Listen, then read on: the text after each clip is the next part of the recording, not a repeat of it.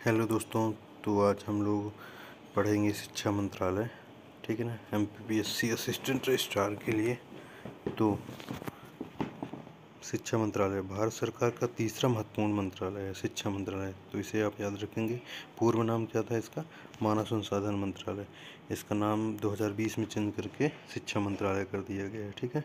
26 सितंबर 1961 को इसकी स्थापना हुई थी और इसका समय समय पर नाम परिवर्तन होता रहा और अभी वर्तमान में इसका नाम शिक्षा मंत्रालय 2020 में कर दिया गया है।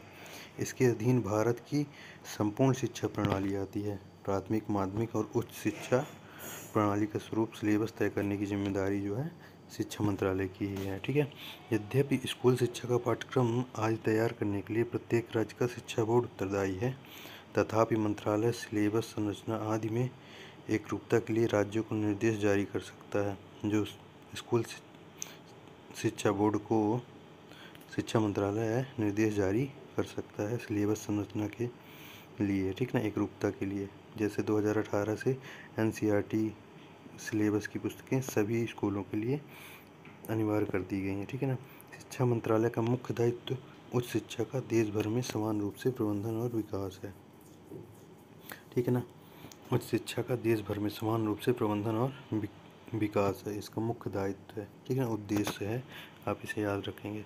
इस हेतु विश्वविद्यालय अनुदान आयोग उसकी तरफ से कार्यरत प्रमुख शीर्ष संस्थान है। UGC आयोग जो है शिक्षा मंत्रालय की तरफ से कार्य करता है, उसी के अंतर्गत उच्च शिक्षा विभाग आता है और वही कार्य करता है, ठीक है ना। अब शिक्षा मंत्रालय जो कैबिनेट मंत्री होते हैं, तो वहाँ दो भागों में विभाजित है, कैबिनेट मंत्री और राज्य। कैबिनेट मंत्री कैसे हैं? राज्य मंत्री के रूप में है, और राज्य मंत्री उच्च शिक्षा के रूप में है और राज्य मंत्री स्कूल शिक्षा विभाग के रूप में। कैबिनेट मंत्री अभी कौन? शिक्षा मंत्रालय के धर्मेंद्र प्रधान, ठीक ना। और वर्तमान में शिक्षा मंत्रालय दो विभागों के माध्यम से कार्य करता है, स्कूली शिक्षा और साक्षरता विभाग और उच्च शिक्षा विभाग के अंतर्गत कार्य करता है, ठीक है ना।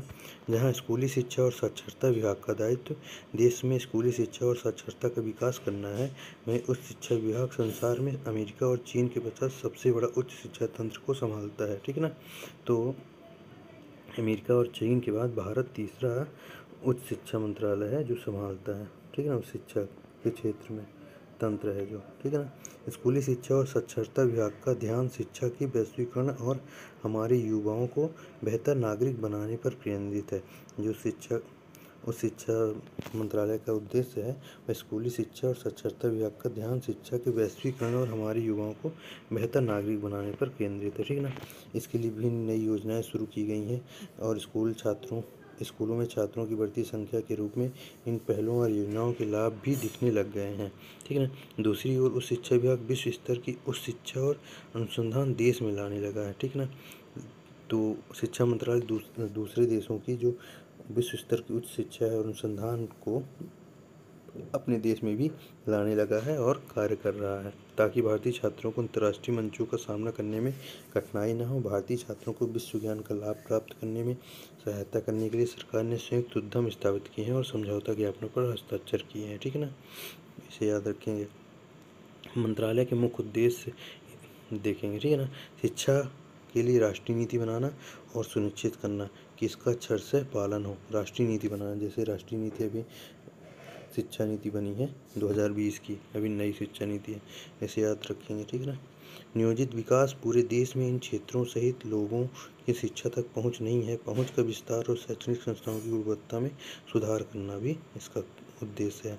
गरीब, महिलाओं और अल्पसंख्यकों जैसे वंचित समूहों पर विशेष ध्यान देना इसका उद्देश्य है।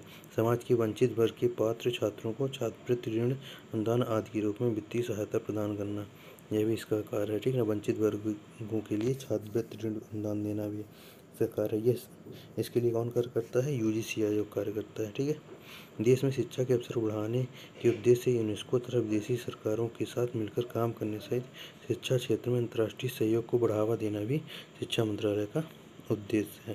शिक्षा मंत्रालय के अंतर्गत 3 इकाइयाँ कार्यरत हैं। उसमें शिक्षा मंत्रालय में अपने सिलेबस में दिया हुआ है शिक्षा मंत्रालय की प्रमुख इकाइयाँ जो है, तो यह है, ठीक है ना।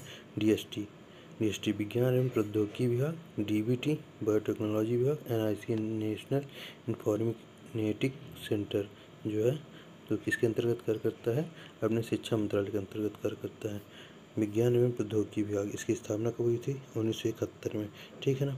यह मानव संसाधन मंत्रालय के अधीन कार्य करता है, जो कि अभी शिक्षा मंत्रालय कर दिया गया है, ठीक है ना। वर्तमान स्थिति क्या है? विज्ञान एवं प्रौद्योगिकी मंत्रालय का विभाग है, ठीक है ना, के अंतर्गत कार्य करता है, ठीक है। विज्ञान एवं प्रौद्योगिकी मंत्रालय का मुख्य विभाग है जो विज्ञान एवं प्रौद्योगिकी विभाग जो है, ठीक है ना। विज्ञान एवं प्रौद्योगिकी मंत्रालय का विभाग है, ठीक है। मुख्यालय कहाँ है? दिल्ली में। इसके अध्यक्ष कौन है? जितेंद्र सिंह, राज्य मंत्री जो होते हैं अध्यक्ष हैं इसके उद्देश्य क्या है?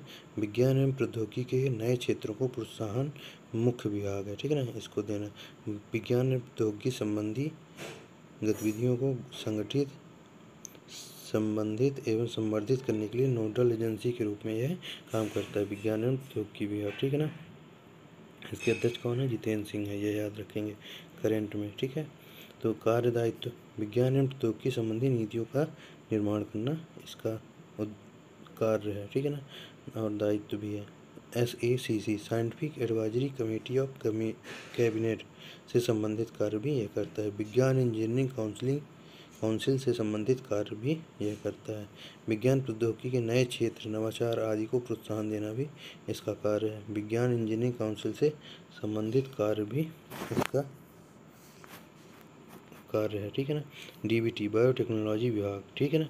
बायोटेक्नोलॉजी विभाग देखेंगे, इसकी स्थापना कब हुई थी? 1986 में हुई थी, ठीक है ना, यह याद रखना, 1986 में हुई थी।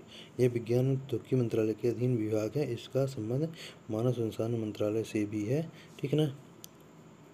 इसका संबंध मानव संसाधन मतलब शिक्षा मंत्रालय जो भी वर्तमान में, जो इसे इस क्षेत्र में फेलोशिप आदि प्रदान करता है, ठीक है ना।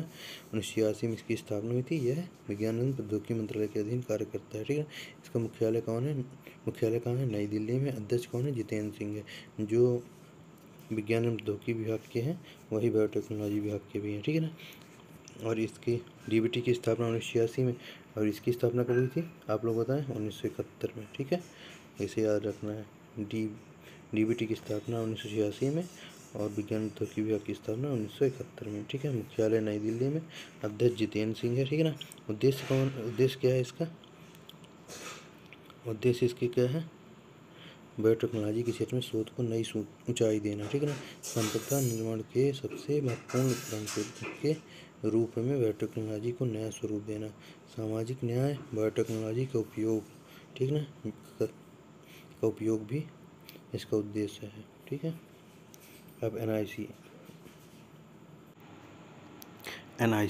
NIC की स्थापना कब हुई थी?